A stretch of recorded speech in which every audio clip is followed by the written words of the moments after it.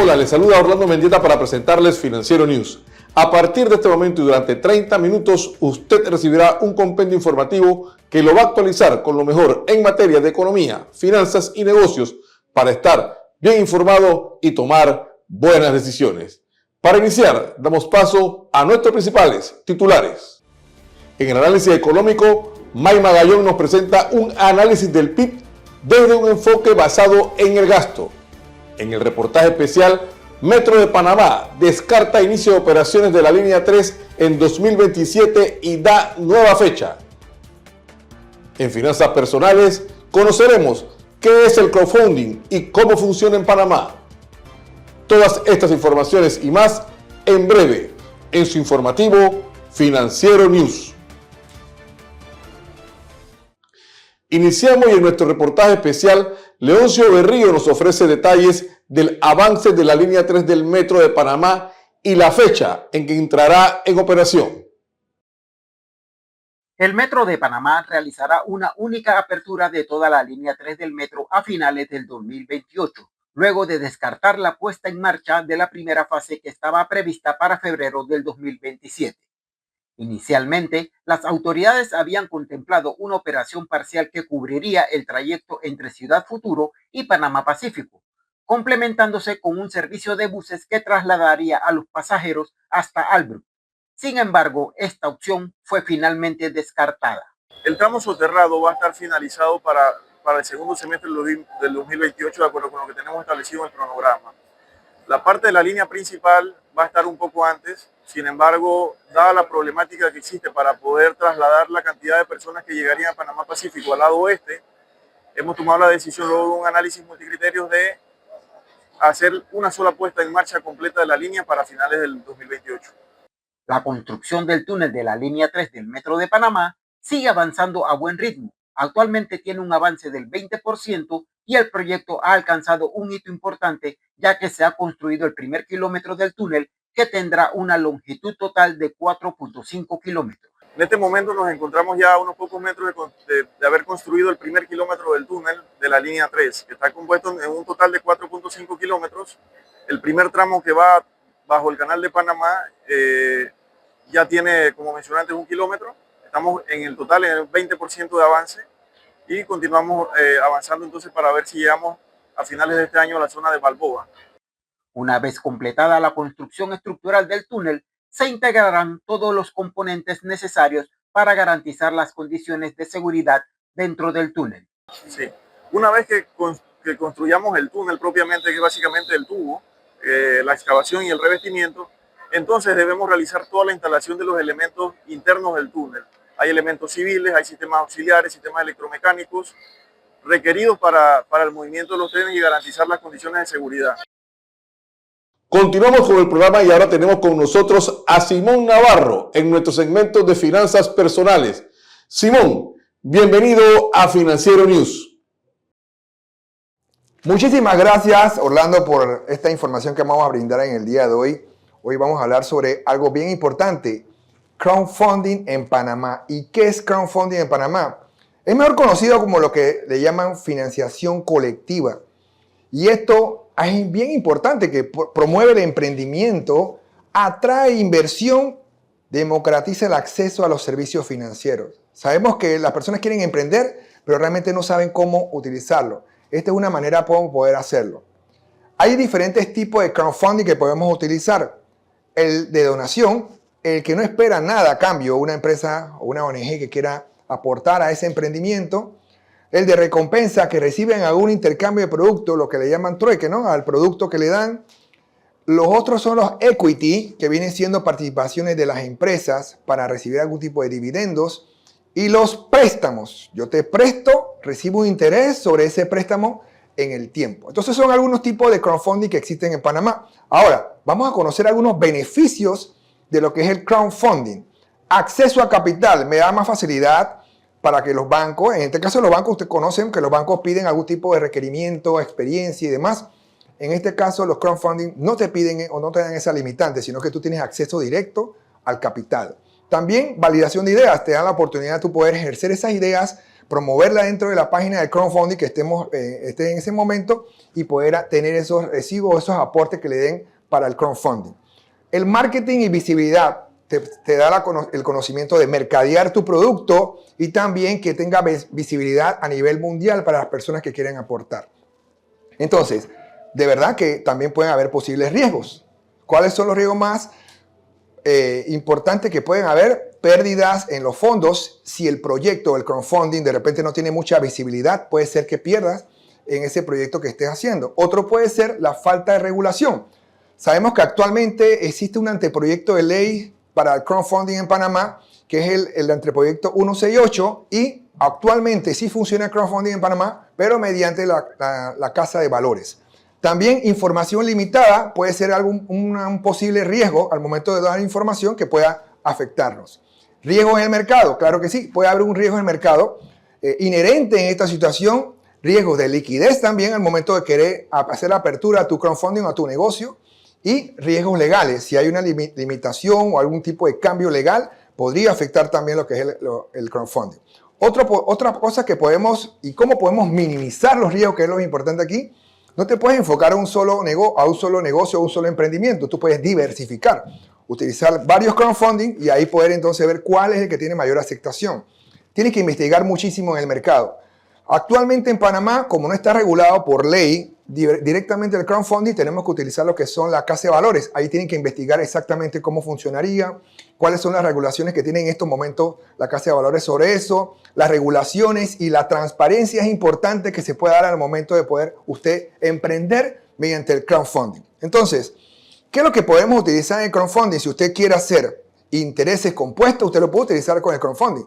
Esa plata que usted va a recibir de los dividendos puede ser, por ejemplo, usted invierte $1,000 en ese negocio con una tasa de interés del 15% anual, un plazo a 10 años, usted puede tener al momento de la finalización de esos 10 años, usted puede tener un monto de 4.045 aproximadamente de dólares que podría utilizarlo en comprar un terreno o alguna cosa que usted está haciendo por haber invertido 10 años antes $1,000. Entonces es una gran oportunidad que podemos tener aquí. Yo quería que conocieran un poquito más. Si quieren saber un poquito más, pueden investigar más por internet de las páginas de crowdfunding en Panamá. Así que muchísimas gracias. Le damos el pase a Orlando. Saludos. Gracias, Simón. Seguimos con más información y ahora les presento la cifra de la semana. La cifra de la semana es 4%, la nueva estimación que el Fondo Monetario Internacional hizo sobre el crecimiento económico de Panamá para el año 2025. La cifra mejora en un punto porcentual la proyección hecha por el FMI en el año 2024, que era de 3%. El organismo también estima que Panamá tendrá la inflación más baja de la región. Con la cifra de la semana, vamos a nuestra primera pausa comercial. La Autoridad Nacional de los Servicios Públicos regula y fiscaliza las empresas de telecomunicaciones, electricidad y agua potable. Si el servicio que recibes es deficiente, tienes el derecho de presentar tu reclamo primero ante la empresa prestadora. Si no estás de acuerdo con la respuesta, acude a la SED. Estamos ubicados cerca de ti. ASEP, transformando los servicios públicos. Gobierno Nacional, con paso firme. Estamos de vuelta y tenemos con nosotros al economista Mike Magallón, quien nos tiene un interesante análisis del PIB de Panamá. Mike, bienvenido a Financiero News. Gracias, Orlando. En el día de hoy vamos a tratar un tema muy interesante, que es el de cómo medimos el PIB, pero por el lado del gasto. Generalmente nos enfocamos solamente en medirlo desde el lado de la producción del crecimiento de los diferentes sectores de la economía, incluyendo el transporte, donde está el Canal de Panamá, construcción, inmobiliarias, agricultura. En el día de hoy vamos a verlo desde el punto de vista del gasto, para que se entienda cómo el gasto influye en el PIB directamente y no concentrarnos nada más en los sectores de la economía. Y es que el gasto entonces lo medimos por medio de 5 variables específicas. Una es el gasto del gobierno, la segunda es el gasto personal, la tercera es el movimiento de los inventarios, la cuarta son las inversiones y la quinta es la diferencia entre exportaciones e importaciones, siendo esta última para Panamá, la gente piensa, pero es que nosotros no exportamos. Sí, efectivamente, nosotros no exportamos, pero sí exportamos servicios. Así que, y está más o menos tabla. Y cuando estaba la mina, eso estaba un poquito mejor. Se había ¿cómo se llama? Achicado el gap que tenía entre una y otra. Pero vamos a concentrarnos específicamente en el gasto personal. Y es el gasto personal el que hacemos todos nosotros, no el gobierno, el que hacemos nosotros, las inversiones de la empresa privada. Esos son los dos rubros que realmente mueven la economía y es lo que el gobierno, cualquier gobierno tiene que pensar cómo va a hacer para que estos dos, que son prácticamente el 75% del PIB, se muevan y realmente hagan que el PIB crezca en Panamá. Y ahí tenemos que enfocarnos. Como ven ustedes en las diferentes gráficas, van a ver cómo el gasto personal está arriba está entre el 45 y el 50%, dependiendo del año. Y luego las inversiones. Las inversiones son el otro tema que se mueve bastante, que mueve bastante la economía, con un 38, entre un 30 y un 40%. ¿Ok? Entre esas dos estamos arriba del 75%, que es lo que tenemos que concentrarlo. Porque el gasto del gobierno no mueve el PIB. Y eso para que lo entendamos y tengamos eso bien claro.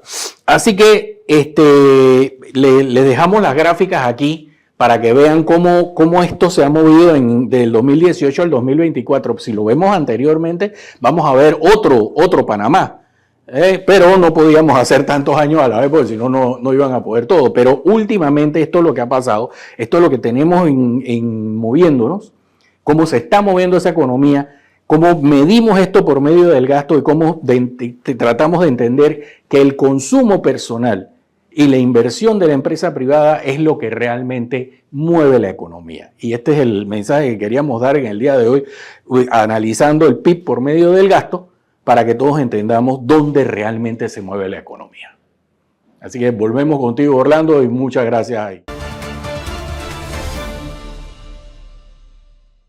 Gracias, Mike. Ahora les presentamos nuestro segmento de logística y marítimo. La guerra comercial entablada por los aranceles entre Estados Unidos y China está provocando que el número de buques que zarpan de China con destino a Estados Unidos y que movilizan productos como ropa, electrónica, muebles y otros esté cayendo rápidamente. Esto se produce después de que la administración de Donald Trump intensificara los aranceles sobre China mientras daba un aplazamiento de 3 meses a gran parte del resto del mundo. Se estima que en las próximas semanas se dé una caída en los puertos del 28% en la costa oeste y de 42% en la costa este sobre las importaciones provenientes de China. La guerra comercial entre Estados Unidos y China ha provocado que el retail y fabricantes cambien sus cadenas de suministros y se apresuren a proveerse desde otros puntos de Asia como Vietnam y Malasia. Avanzamos y nos vamos ahora hasta México, donde está Fidel Gómez y quien nos explica hoy los tipos de compliance que debe tener una empresa. Bienvenido, Fidel, a Financiero News. Muchísimas gracias, Orlando, y bienvenidos a esta cápsula sobre compliance. Y el de hoy vamos a darles una pregunta. ¿Sabías que existen diferentes tipos de compliance? Bueno, cuando escuchamos la palabra compliance, muchos piensan en reglas complicadas o en sanciones, pero el mundo de compliance es mucho más amplio y fascinante de lo que ustedes creen. ¿Sabían que existen varios tipos de compliance y que cada uno protege un aspecto distinto dentro de la organización? Bueno, hoy te voy a contar cuáles son y para que puedas identificar cómo impactan en tu empresa y en tu día a día. El primero es el compliance corporativo. Este es el más general y aplica a todas las empresas, sin importar su tamaño o industria. El compliance corporativo garantiza que se cumplan leyes laborales, fiscales, mercantiles y administrativas. Por ejemplo, asegurarse de que todos los contratos laborales cumplan con el Código de Trabajo en Panamá, que es parte del compliance corporativo. El otro que tenemos es el compliance penal. Aquí el objetivo es prevenir que dentro de la empresa no se cometan algún delito. Hablamos de delitos como corrupción, fraude, lavado de dinero o financiamiento del terrorismo. Un programa de compliance penal, por ejemplo, incluye políticas anticorrupción, capacitación continua y mecanismos para reportar conductas indebidas, los famosos canales de denuncia. Otro tipo de compliance que tenemos es el compliance regulatorio. Ese tipo se enfoca a industrias específicas donde el riesgo de incumplimiento puede tener consecuencias graves. En Panamá, en sectores como la banca, los seguros y el mercado de valores, tienen regulaciones muy estrictas que deben de cumplirse. Por ejemplo, los bancos deben de seguir lineamientos muy claros de la Superintendencia de Bancos en temas como la prevención del lavado de activos. Y otro, que es uno de los más actuales y que está creciendo mucho en el tema de compliance, es el compliance ESG. Es un tipo de compliance cada vez más importante que se refiere al medio ambiente, la responsabilidad social y la gobernanza corporativa. Aquí el compliance busca asegurar que la empresa no solo genere ganancias, sino que se hagan de manera ética y sostenible. Un ejemplo práctico es la implementación de políticas que reduzcan la huella de carbono o promover la diversidad o inclusión dentro de las organizaciones. Como ven, el mundo de compliance es más amplio y toca casi todos los aspectos de una empresa moderna. Más que un tema legal, el compliance es una cultura de responsabilidad y ética.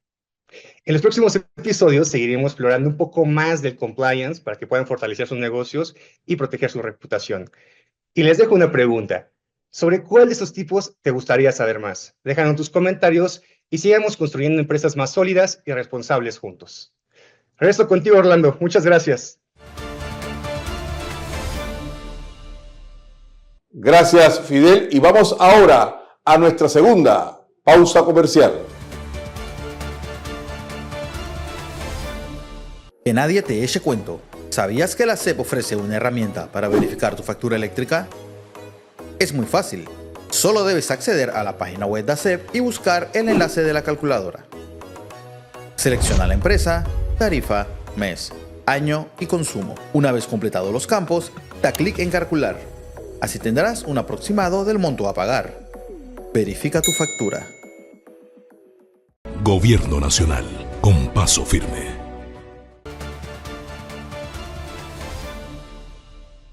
Estamos de vuelta y tenemos con nosotros desde Lima, Perú, a José González para analizar los primeros efectos que han dado las políticas comerciales de Donald Trump.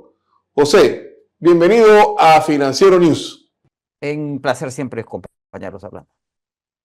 José, la primera pregunta es, ¿está resultando la política comercial de Donald Trump? No necesariamente, los mercados siguen volátiles a pesar de que han recuperado parte de las pérdidas que habían experimentado en semanas anteriores. Sigue habiendo mucha incertidumbre en función no hay claridad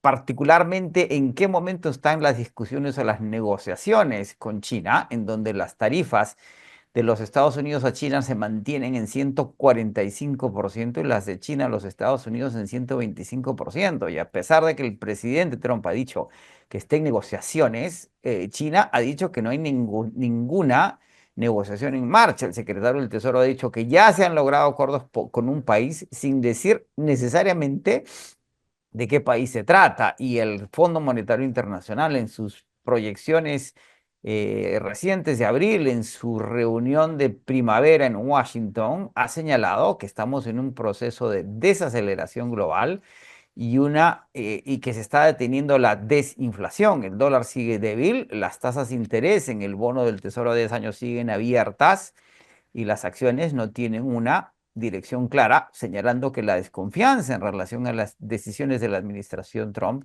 se mantiene.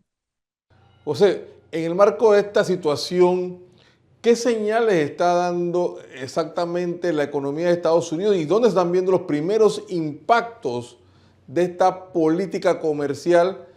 ¿Se está afectando desde tu punto de vista el desempleo, la inflación y la confianza del consumidor?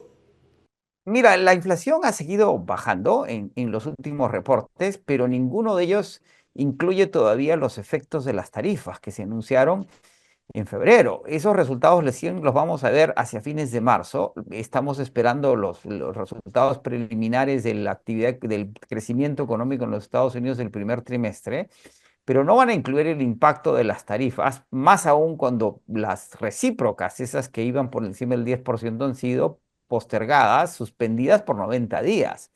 Sin embargo, la confianza del consumidor, como señalas, está en niveles muy bajos en la medida que hay una desconfianza de parte de los consumidores en lo que puede suceder y porque ya hay preanuncios de que los precios se van a incrementar. Una de las razones por las cuales el presidente, lo que ha reportado la prensa en los Estados Unidos, postergó las tarifas recíprocas es por una reunión que tuvo con los CEOs de las tiendas de venta al detal más grandes en los Estados Unidos, donde le advirtieron que si no cambiaba dirección, los anaqueles iban a estar vacíos en junio.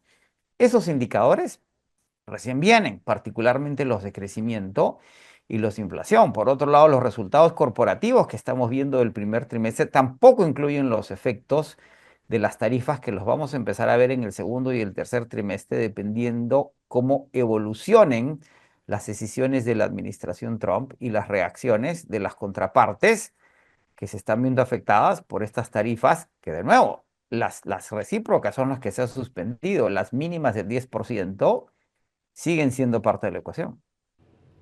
Ya se prevé incluso en el transporte marítimo una baja de las exportaciones chinas hacia Estados Unidos, José, y además, ¿consideras tú que ya le están hablando algunos asesores a Trump a sus oídos para que modifique esa política por lo que puede ser errático y que puede perjudicar el comercio global?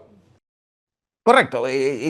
Todas las importaciones, exportaciones, dependiendo de qué lado se hable, se hacen hacia futuro. Yo estoy en Perú y el Perú importa casi $1.000 millones al año en uvas frescas a los Estados Unidos, 1.000 millones de otro tipo de frutas. Son 2.000 millones en perecibles. Y esas exportaciones, la importación no va a depender necesariamente del exportador, sino de que el importador en Estados Unidos determine si el consumidor va a asumir un 10% de sobrecosto sobre estas frutas, porque además no son los que suban las frutas peruanas, están subiendo todos los costos y el consumidor va a empezar a tomar decisiones y de eso dependen siembras y cosechas un año hacia adelante y que los exportadores encuentren mercados alternativos. Lo mismo con los fletes, si los exportadores chinos o los importadores norteamericanos de bienes chinos sospechan, ven que la demanda no va a existir. El presidente Trump acaba de tener un conflicto con Amazon porque Amazon había sugerido incluir el sobrecosto de las tarifas en los precios listados en Amazon y pareciera que ha decidido no hacerlo por la molestia que ha causado en el presidente. Esas disrupciones no han cesado y van a continuar y van a seguir afectando las dimensiones económicas y los mercados financieros. Exacto, es correcto, José. Cerramos con esta reflexión final. Fue José González, Managing Partner de GCG Advisor, en nuestro segmento Desde el Mercado. Muchas gracias, José, por estar con nosotros aquí. Me ha encantado, un placer siempre. Continuamos con nuestro programa y los ataques en WhatsApp siguen creciendo y en nuestro segmento de tecnología conoceremos cómo prevenirlos. La compañía de ciberseguridad Kaspersky emitió una alerta sobre el creciente auge de los ataques destinados a secuestrar cuentas de WhatsApp en la región. Una cuenta de WhatsApp comprometida puede manifestar comportamientos inusuales como respuestas enviadas por el atacante, mensajes eliminados sin intervención del usuario, cambios no autorizados en el nombre, la foto de perfil o el estado, e incluso la inclusión en grupos desconocidos. En los casos más graves, la aplicación puede cerrar la sesión del usuario original, notificando que la cuenta está activa en otro dispositivo. Para reducir significativamente el riesgo de ser víctima de estos ataques, se recomienda lo siguiente: activar la verificación en 2 pasos. Esta función añade una capa adicional de seguridad que dificulta el acceso no autorizado a la cuenta, incluso si el código de registro es comprometido. Asociar un correo de recuperación. Un correo electrónico vinculado a la cuenta permite restablecer el acceso de manera rápida en caso de bloqueo. Evitar compartir códigos o enlaces. Ningún servicio legítimo solicitará el código de verificación. Cualquier solicitud de este tipo es una señal de intento de fraude. Solicitar protección adicional al operador móvil. Pedir al proveedor de telefonía móvil que bloquee la emisión de duplicados de la tarjeta SIM sin una verificación presencial o una contraseña adicional. E instalar una solución de ciberseguridad confiable. Contar con un software de seguridad robusto en el dispositivo móvil es fundamental para detectar y bloquear amenazas. Amigos, así llegamos al final de nuestro programa y nos despedimos. no sin antes reiterarles que pueden volver a ver esta edición en nuestro canal de YouTube y le invitamos a que nos sigan en nuestras redes sociales. La invitación para la próxima semana con la información que usted necesita saber para tomar buenas decisiones. Hasta pronto.